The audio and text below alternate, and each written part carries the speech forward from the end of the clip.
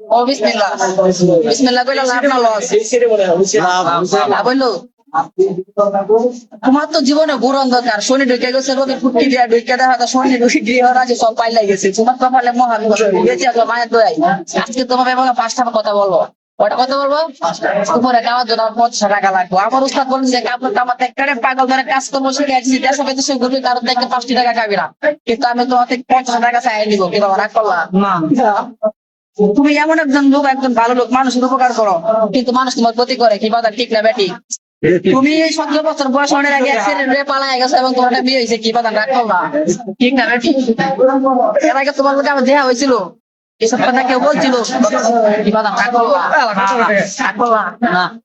তোমার মেয়ের বয়স 3 বছর, আমি তো আরো হাত দিতে দেখতেছি তুমি চাকরি করে পড়ালি দিচ্ছে। রাগ করলা? ঠিক না বেটি? তুমি খাইলে খিদা লাগে না, ঘুমাইলে চোখে দাও না? ঠিক না বেটি? ঠিক না বেটি? তুমি সকাল 8টা বাজে অফিসে আসো এবং 5টা বাজে যাও নাকি? ঠিক না বেটি? ফুটবল খেলা না গেলে একদিন 50 টাকা জরিমানা দেওয়া লাগে। এই বয়স তুমি লাগে না? ঠিক না বেটি? ঠিক না বেটি? রাগ করলা? রাগ করলা? রাগ করার মতো কিছু আছে? আমার শরীর পাগল দেখে দেশে ঘুরবে, মানুষের সেবা করবে, কারণ থেকে 1 কোটি টাকা নিবে না, কিন্তু আজকে আমি বাদ দিয়ে তোমার কাছ থেকে 500 টাকা নিবো। রাগ করলা? ভাই কথা কই না। 500 টাকা চোখে দেখছি।